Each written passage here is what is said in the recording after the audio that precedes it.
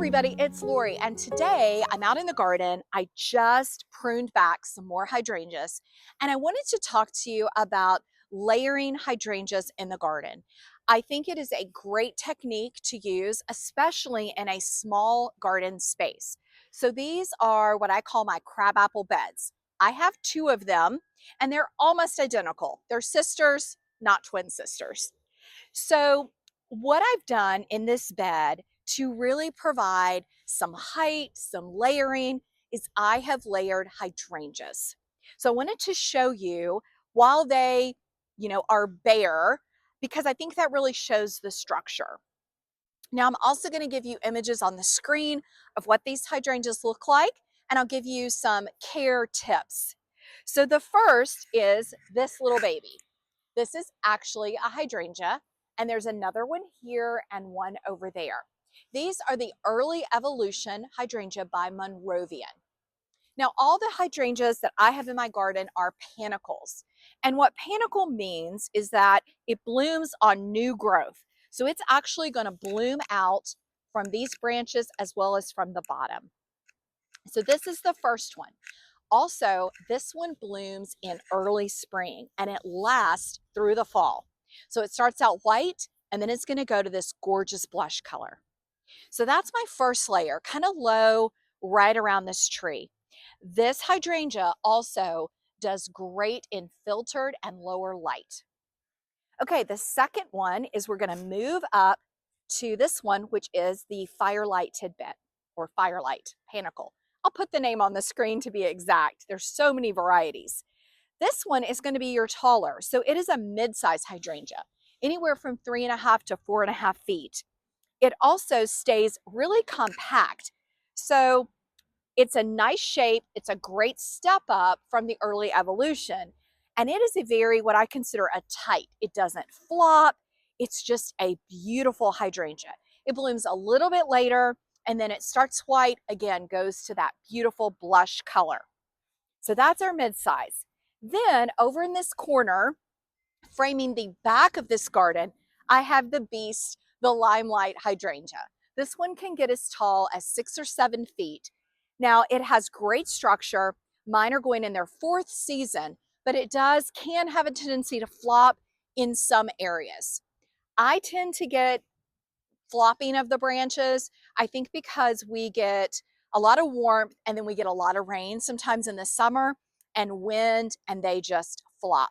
So even though it's their 4th year, they're very strong. I'm still going to stake mine this year just to try to prevent some of that flopping. But this has large, huge blooms. So we go from the lower kind of soft bloom up to the mid-size and then up to the larger.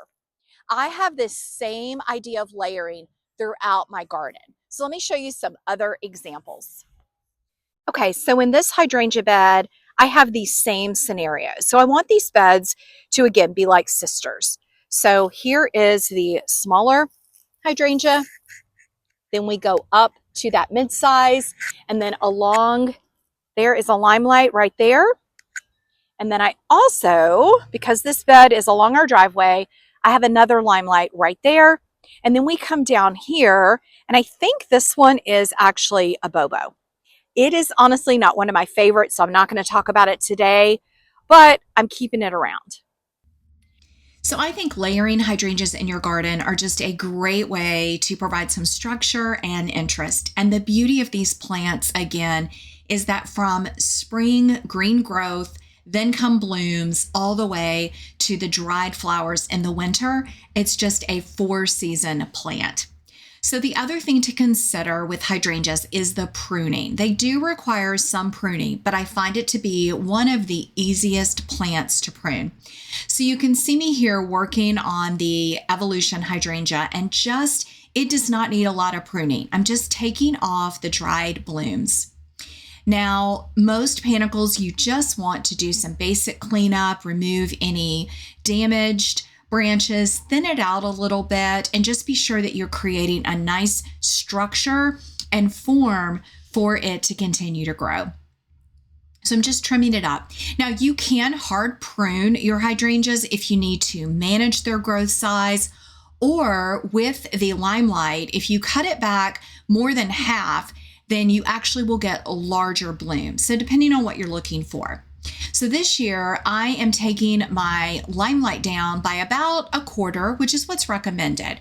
It's in its 4th year, and again, it's got very strong branches, which it's supposed to, but some of the blooms do tend to flop. So again, I will be staking it this year.